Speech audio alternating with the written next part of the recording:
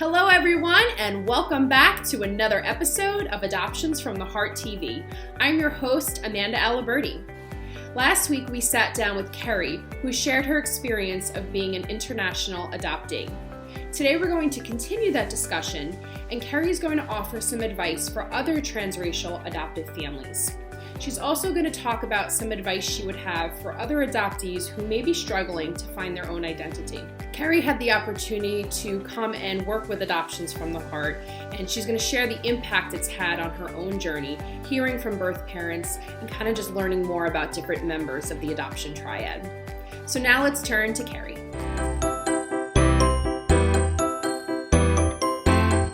Talk to me a little bit about some advice you would give to folks who have adopted transracially and are struggling with, how do I make sure I help my child create a positive identity as they move forward?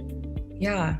So I will say I do have the benefit, like a great mirror in my family with my mom and my sister, being Asian and half Asian American. And the advice I would give is don't shy away from wanting to expose your children to their background and their heritage and their culture. I know there's always kind of like, I want to do it the right way, but just doing it in a way where it's, hey, like this is something that is unique to your culture. Let's explore this. Is that something you want to do?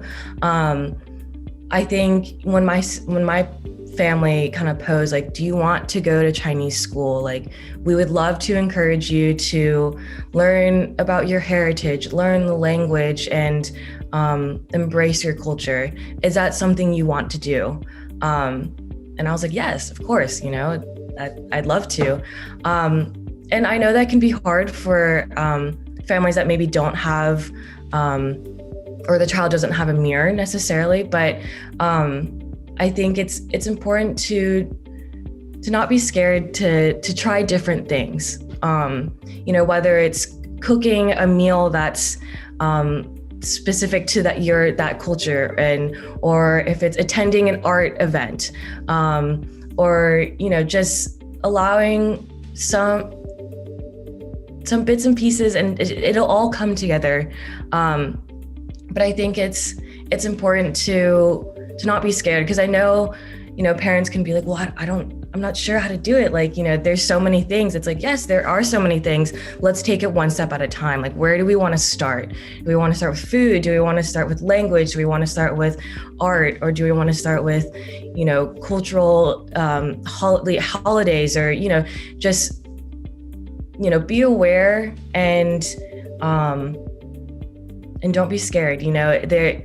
I think, there's always emphasis. I want to do it the right way, but it's okay if you don't do it the right way, then you'll learn from that. And your child will understand, if anything, and there's stories to share. That's what I love about, the experiences that I've had, is I've been able to share so many fun stories with other people. And I think that's really important. And that's one way that I love sharing my background with other people. So yeah. That's great.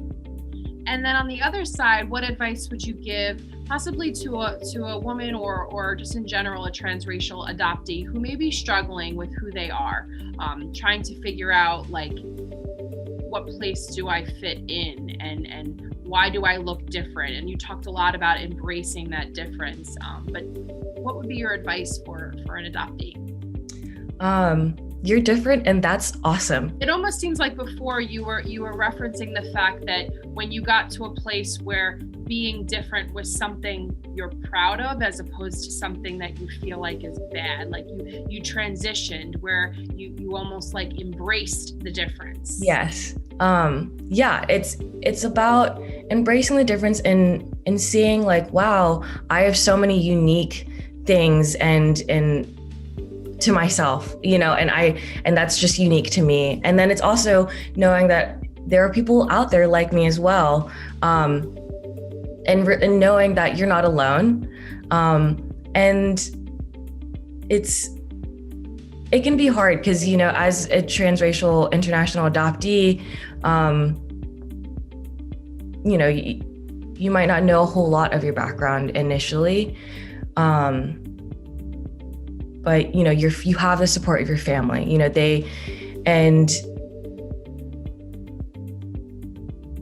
you know, on the outside you might look different, but you know, on the inside, that's what really matters, and it's the beauty of being different. You know, I think, you know, as I was growing up, it was tough. Like I'm not gonna deny that. I definitely, you know, had to remind myself, like, it's cool that you're different, Keri. You know, that's something you can share with people. It's something that, you know, you stand out, but don't allow yourself to think you stand out in a negative way, because you don't.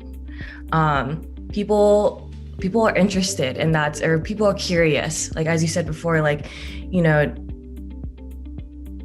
it's different. You know, if someone is, you know, being blatantly like xenophobic and racist to you, obviously, like, you do not want to be in that situation. But, you know, if someone comes to you and you're saying, and they say like, hey, like, what's, like, give me, I want to learn more about your background. Like, be like, yeah, you know, and share that with them, share that culture, share that heritage, whatever is inside you and you want to give. I think that's important. But, you know, it's all what you feel comfortable with. You know, and it's all a process that is your process. You know, no one can tell you any differently, and only you can understand, you know, your own experiences, but embrace them. And whether it's hard or it's fun or it's exciting, like, embrace all of it. Let yourself feel those moments of like, yeah, I'm different. Like, what does that mean? Well, it means a lot. And that's okay, you know? And we are in a world where globalization is a thing. Like, you know, our world is growing, multicultural families are coming more and more. And, you know, it's just embrace that you have unique qualities to you that only you have and that you can share with other people. Keri, I know you recently joined the Adoptions from the Heart team, and I'm curious kind of what that experience has meant to you. I know that you attended one of our recent birth parent support groups and had the opportunity to hear from some of our birth moms who have placed children for adoption, and I'm curious kind of what that overall experience has meant to you in terms of your own journey. Yeah.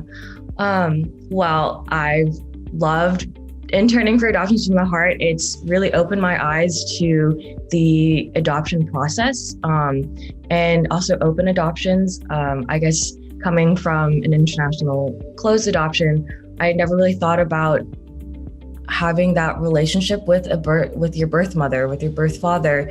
And I think that's so important. Like, learning more about the birth mother's stories, like, and how much they care and love their child and the adopted family, and how grateful that they have that connection. And I think that's really important. It's really opened my eyes to the experience of birth parents and birth mothers, especially. They have all the love in the world. Like, strongest woman I've ever met. And it was really moving, and it allowed me to reflect about my own experience of not knowing my birth parents and being okay with that, and knowing that their decision to place was out of love and care and wanting the best for me and you know, their child. And I think that's so beautiful. You know, as you know, we will never understand a birth mother's experience, as they're so unique. But learning about their stories and hearing about the hardships, but also the beauty and the things that they are able to just share, I think it's so empowering.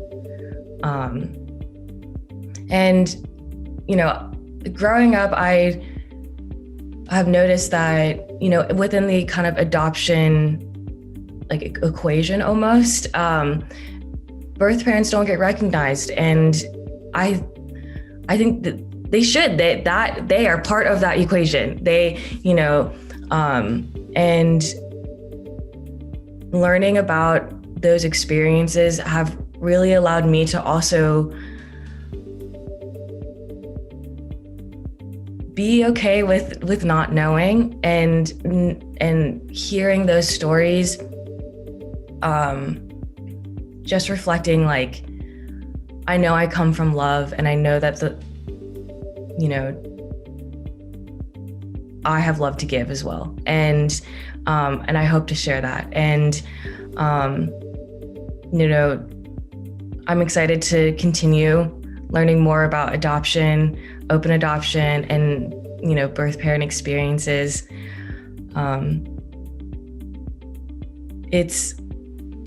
It was so moving. It's interesting because I think people, when they hear that somebody has a closed adoption, or, you know, they were adopted internationally, and they feel like, well, I'm going to close the book to my birth family.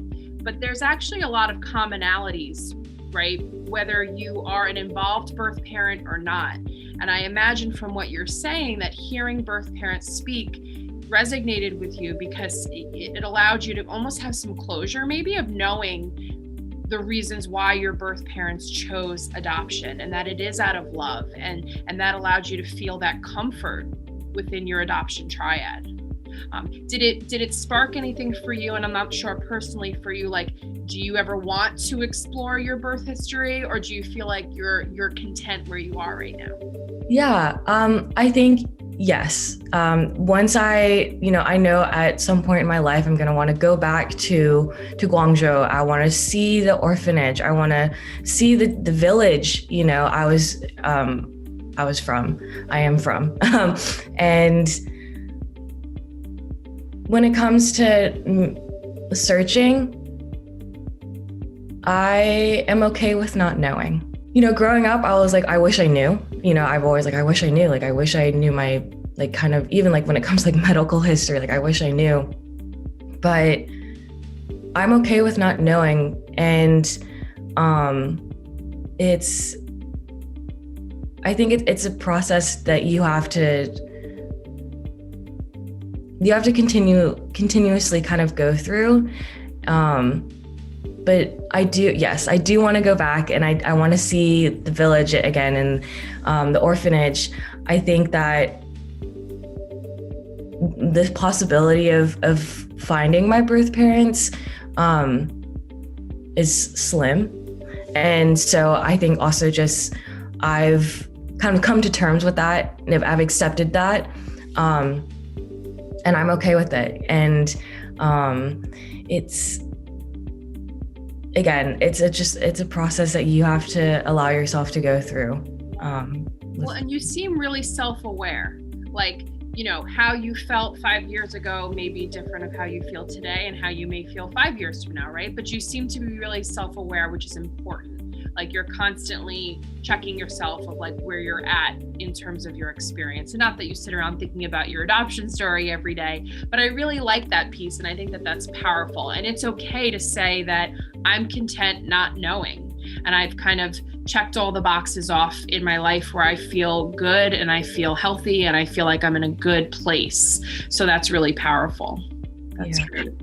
Anything else that you'd like to offer to the community? I mean, it's not every day that we have the opportunity to speak with an adult adoptee. So I'm just curious if there's anything else you want to share or something you'd like people to know.